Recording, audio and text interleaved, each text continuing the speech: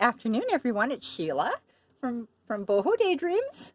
And I almost said it's Rainy Day Gypsy because she's sitting here with me and she's laughing. Hi!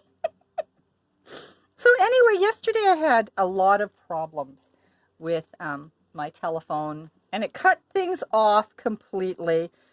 And so I had to do a little explanation tutorial on what I had done in my little Amelia, which was kind of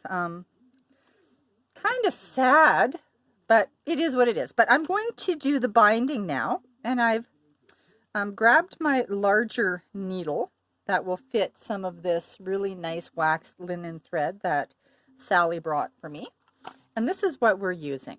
And I need to get some of this so Sally doesn't have to support me in the wax linen thread department. I'm running out of wax linen. I said, bring the binding agent. She didn't know what I was talking about. Anyway, my nails are still icky from staining and dyeing the velvet, and I'm wearing my mask. No comment. I know. I thought I'd put it on. Just puts me into character. Anyway, we're going to do the 3-stitch. Is it called a pamphlet stitch, Sally? Maybe, yeah. Okay. I don't know. Okay, so what I did was stabbed it once so that I know that I can actually get the needle through. And I just lined up my journal the way I want my papers to fall. And then I clamped it together with some of the wonderful little clothespins that Mrs. Cog has made famous for. Okay, I'm back. I had a little cough. And immediately Sally's wondering if I have the coronavirus. Thanks, Sally. I do not. She said she has the corona beer virus. Yeah. Yes. And that's interesting since she doesn't drink. I know. I heard that from someone else, though. Okay, so we're going to poke 3 little holes. And what I do is I stick it into the corner of a book, a crevice of a book like that. And hopefully, I'm going to hit all the centers. And I can't actually get the needle through without using a little bit of help from the pliers. Yes. Sweet. So we did the little Sheila and Sally on the couch, and that was fun. We're expecting that you pause the video. Oh, good. You pause the video and you went and got your clothes on and grabbed a cup of coffee so that we could all sit and chat together. Okay, so since I've never really done this before very well, I had to have Sally help me a little bit, and then I realized that maybe I shouldn't be just poking the holes. Maybe I should have fed the thread through. So I had to take it apart to find all the little holes again. So we're going to go through the center. Now I need a pliers. Ah, okay, we did it. We did that. All right.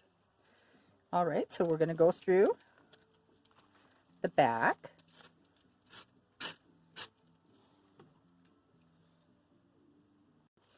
So I had to, sorry, I was being disturbed by Sally Gypsy. So I went ahead and I kind of looked at all the pages. So I'm going back through the original, so I'm not making any new holes.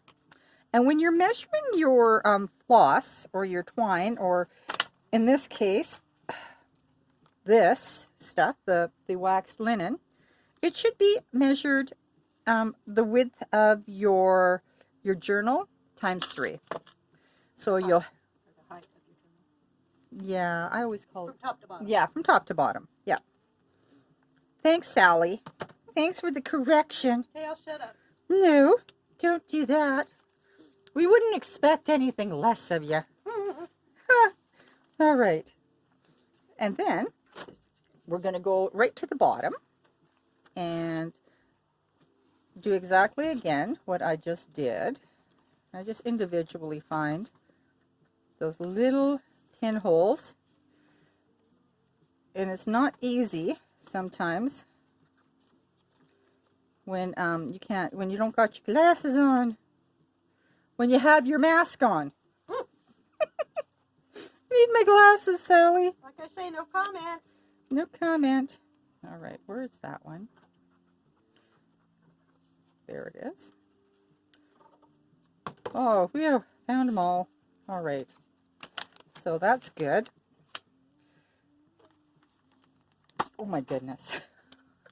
Oh my goodness. So let's pull it tight enough. And this is where, now we're going to go through the center again. And you're going to make sure that one thread is on this side and the other thread's going to be on the other side. Let's see. Do I have enough? Yes. Make sure it's tight.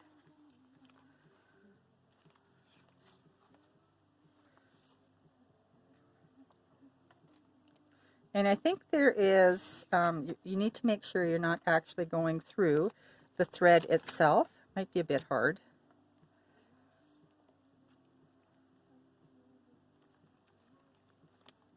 Okay, I'm just going to pause this for a brief moment until I figure it out. Okay, that was quick because I figured it out immediately. Thanks, Sally, for laughing at me. She's like, what? Figure it out? I'm like, yes. You wouldn't expect anything less of me. Okay, wow. That is really strong stuff. Okay, so give it a little bit of a pull. Make sure that's good. And I can get rid of the needle now. I've only lost that a few times.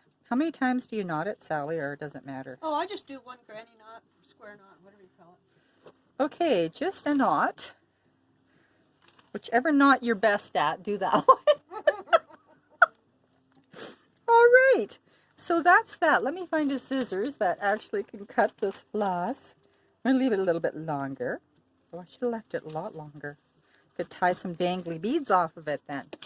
All right, so we're going to go on to the closure. Let me just get my stuff together and I'll be right back. So, I've been kind of goofing around here a little bit, trying to figure out exactly how to do this.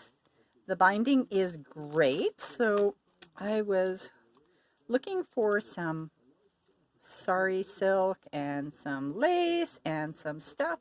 So what I decided is I'm going to lay this down like that. And let me think. I'm going to put this over top. And then put that on. No, we're going to put this down. And then put this down. Like that. Because I want this to wrap around. Then I want this under here. Ew, I love it. Like that. And then I went and grabbed a bit of cardboard for this so that it kind of stabilizes this applique, a little piece of trim. Let's see, maybe put this underneath too. Because you know you can never have too many layers, right? You can never have too much. And I'm not really speaking from experience. Yeah. Oh my goodness. And then I want to put some little ties at the end. And I just took some of this seam binding. It's a vintage seam binding. And I just kind of distressed it up a little bit as I did this. And so I'm going to glue this all down, and then I'm going to come back and show you what it looks like. I'll be back in a bit. Okay, so after this and that, she is done. She is all done. So what I did, I decided on adding my corrugated cardboard and my little trim. And then I put a bit of this underneath the lace. And I just left it to this point because it was really causing a lot of strings. And there's one thing I can hardly handle is all the strings that I always have to deal with. So I decided this time I was just going to work with just little bits. Just little bits. So anyway, added a little bit of sari under there and some just blingy, sparkly, it's kind of like a little bit like a net.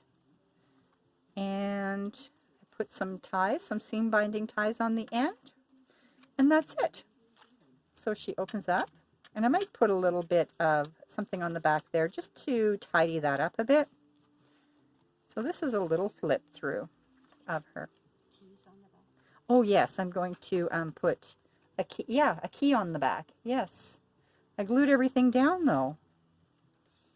I glued the back down. Maybe not. Maybe not. All right. So just a quick little flip through. Oh, I love that. I love that. And she should be going into my Etsy, I think. What are you doing? Are you having gold issues? Yeah. I have no gold flake left. Is that what you're saying? Oh, I put the glue lid in the gold flake. I love this washi. So I think that whoever, if somebody wants this journal, I think I'm going to add a little bit of washi tape with it. Like I'll add a piece of washi tape. Cool. So that you can decorate it yourself how you want. If you want to add a little bit more. It's so pretty. Loving that one. I just love it. I loved this whole bundle. Maybe have to glue that down a little bit. And then I'll put in the ephemera.